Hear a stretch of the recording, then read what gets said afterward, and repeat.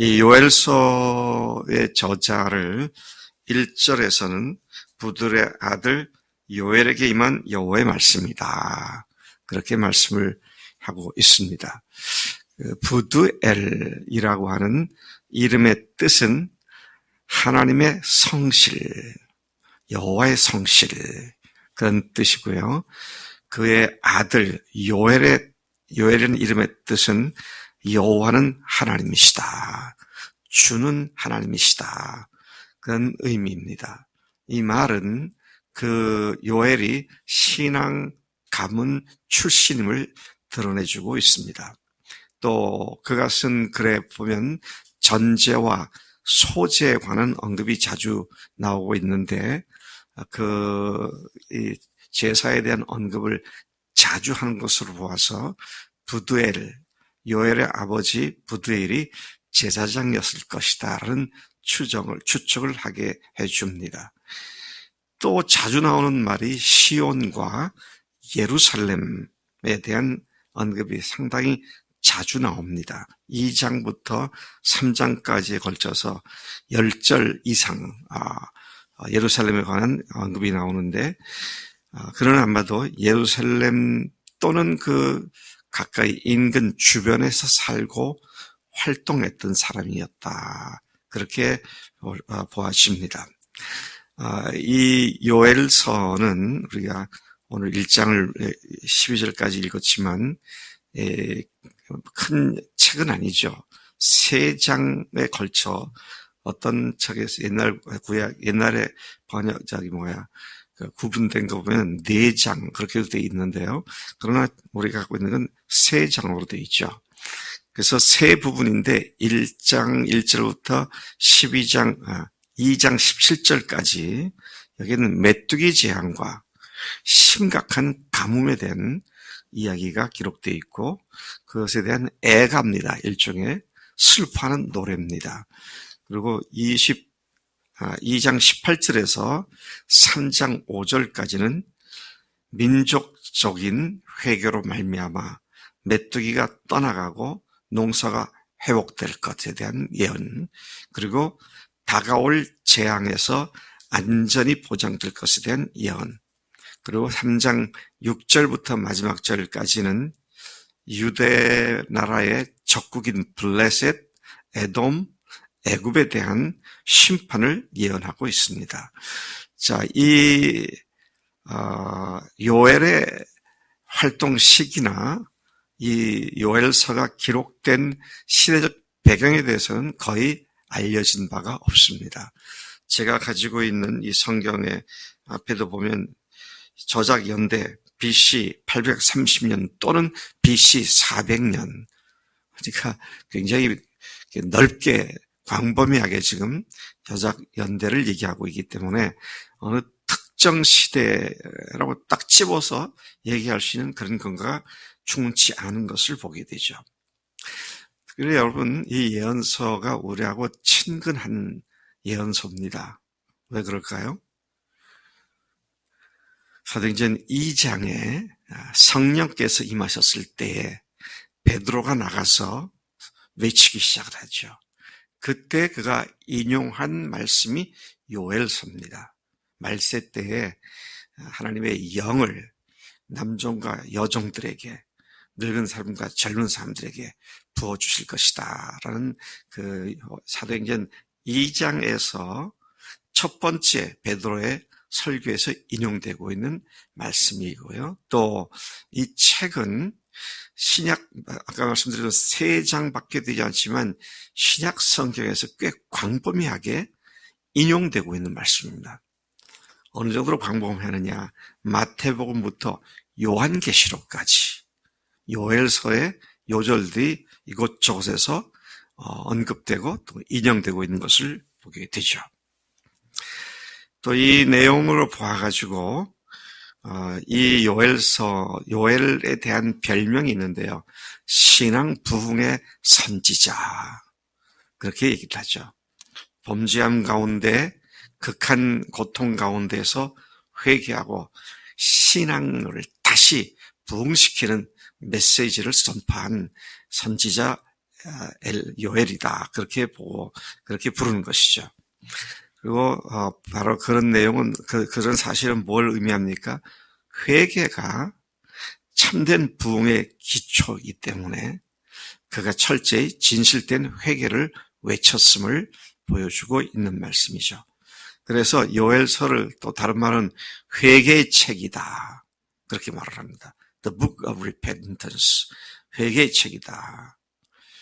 그래서 2장 13절 같은 데 보면 마음을 찢으라 그랬어요. 마음을 찢으면 어떻게 됩니까? 하늘이 열린다. 비록 3장에 불과하지만 이토록 신약 성경 전체를 관통하면서 중요한 구절들로 인용되고 있는 요엘서라는 면에서 우리가 이 책을 좀 더 제대로 친근하게 알 필요가 있음을 생각하게 됩니다. 자, 오늘 1절에 보니까 이미 말씀드린 대로 부두엘의 아들 요엘에게 임한 여호와의 말씀이라. 여러분, 요엘이 쓴 이 예언서의 대전제는 뭡니까?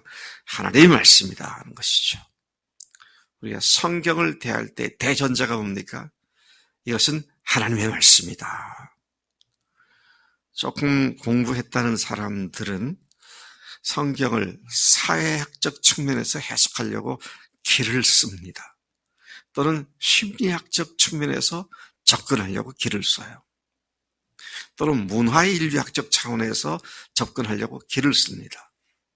그러다 보니까 하나님의 말씀이 아니라 그 시대 상황에 나온 그 이상한 인간의 생존 기술과 같은 것으로 성경을 보는 그런 경향이 굉장히 짙은 것이 요즘 시대 신학자들의 생각입니다. 좀 기가 차지 않을 수가 없는 일이죠. 여러분, 전통적으로 우리가 룻기를 생각하면 룻 나오며 룻 하면은 어떤 생각이 들어요? 참 믿음으로 어려움을 극복한 또 고부간의 갈등이 아니라 고부간의 사랑의 관계, 목가적인 로맨스라고 그럴까요? 뭐 이런 것들이 생각날 수 있습니다. 그런데 어떤 신학자들은 그렇게 보지 않습니다. 고대 중동 지역에 두 여자가 과부로 살아갈 수 있느냐? 그건 불가능했다. 그래서 이 두 영악한 여자들이 어리멍청한 보아스를 몸으로 유혹해가지고 그래서 자기들의 생존을 위하여 그렇게 보아스를 유혹해서 육탄 공격으로 자기들이 살 수 있는 근거를 마련한 그런 이야기다. 자, 그러면요, 어떻게 됩니까?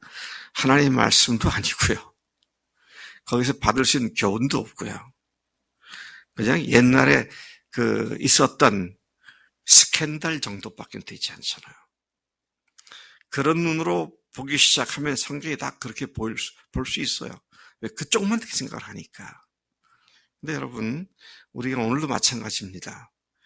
설교를 들을 때 하나님의 말씀이다라는 차원에서 듣느냐, 그러면 저 목사가 뭐라 그러냐 들어보자. 그리고 납득이 되면 하나님 말씀이라고 그냥 말씀이라고 인정을 하고 내 생각에 납득이 안 되면 저건 저 사람 얘기다. 자, 이렇게 되면 전혀 신앙에 도움이 되지 않습니다. 우리가 하나님의 말씀을 받을 때 하나님 말씀으로 받으면 데살로니가전서 1장에 뭐라고 되어 있냐면요. 이 말씀이 지금 너희 속에서 살아 역사하고 있다. 하나님 말씀이 살아 역사하는 말씀으로 내가 받아들였는가? 아니면 그냥 참고하는 정도로 그런 얘기도 있구나. 그렇게 됐으면 좋겠지 정도로 받아들이냐 하는 것은 말씀을 대하는 태도가 완전히 다른 것을 보게 되죠. 자, 그래서 오늘 1절 말씀에 부두엘의 아들 요엘에게 임한 여호와의 말씀이다. 이렇게 말씀을 하고 있습니다.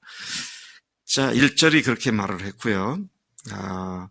2절부터 12절까지의 내용을 쭉 그냥 전체적으로 보면 농사를 망친 농부의 애곡, 애가.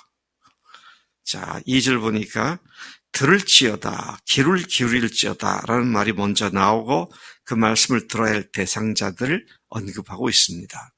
자, 이것은 뭘 얘기하는 겁니까? 이 말씀을 반드시 들어야 한다. 이것을 강조하는 표현이죠. 뿐만 아니라 자자손손 이 말씀을 대대에 전해야 한다. 그렇게 말씀하고 있습니다.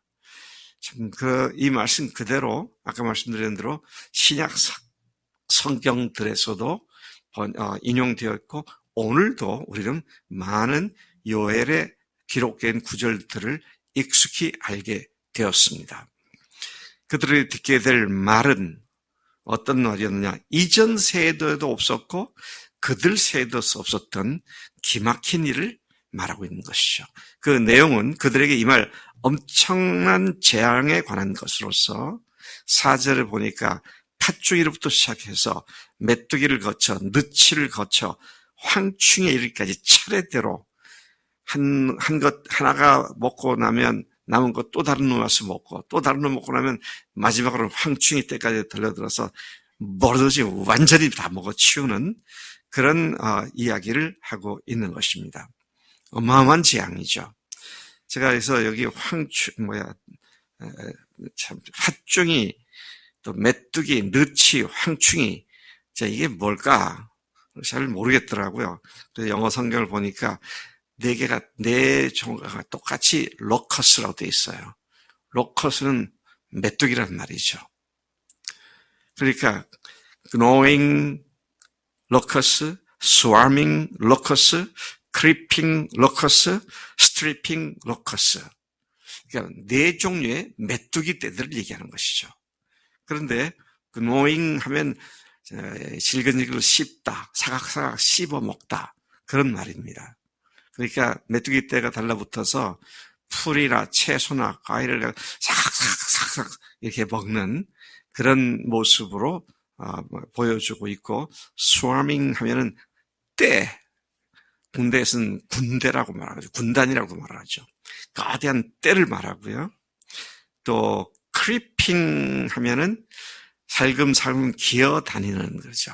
몰래 기어다니는 그 메뚜기 떼들 덮여서 기어다니면서 갉아먹는 그런 모습을 연상시키고, 또 stripping locust, strip show 그러잖아요.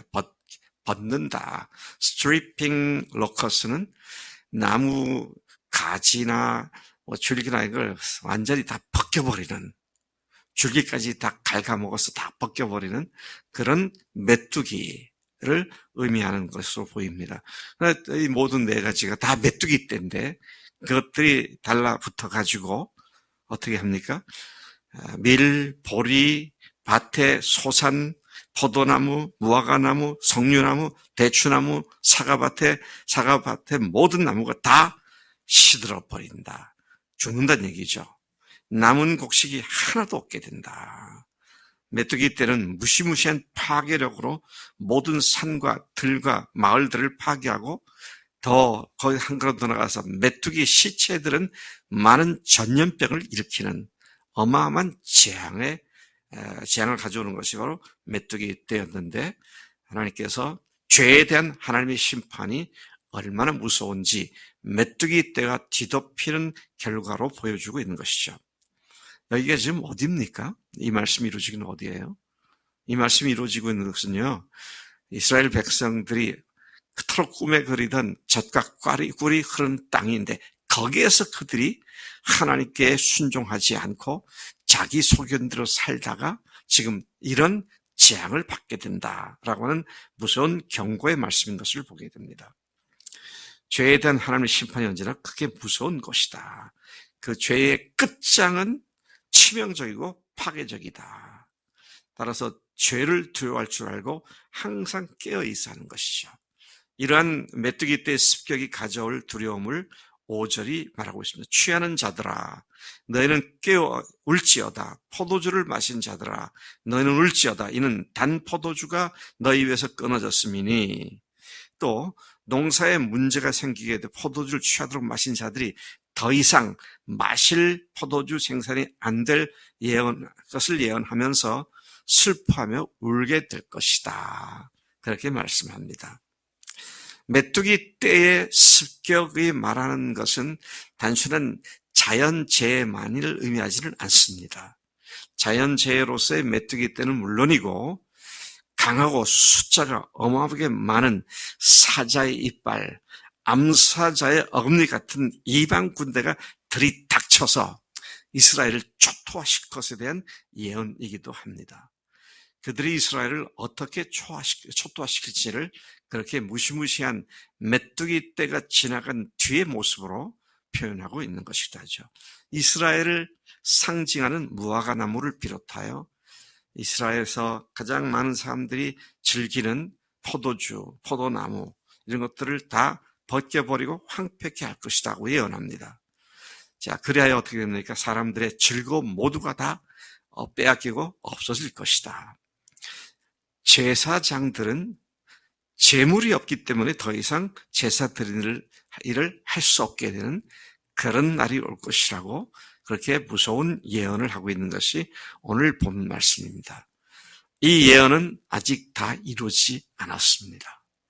주님이 오셨고 지난 2000년간 많은 부분들이 성취되었지만 요한계시록의 요엘서의 내용이 같은 내용이 다시 나오고 있습니다. 그래서 우리가 언제든지 주님 앞에서 깨어 죄에 취하지 않고 주님께 초점 맞추고 주님께 순종하는 삶이 우리의 마땅한 삶인 줄로 믿습니다.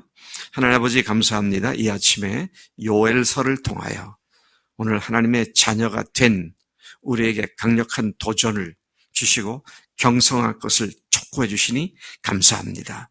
우리가 언제든지 세상에 취하고 자기 자신에게 취해서 하나님께로부터 멀어지는 잘못을 범치 않도록 늘 깨어있는 성령의 능력으로 새롭게 해주시길 빌고 원합니다. 오늘도 정신 차리고 주님께로만 집중하며 살겠습니다. 감사하옵고 예수님의 이름으로 기도를 쏘옵나이다. 아멘. 아멘.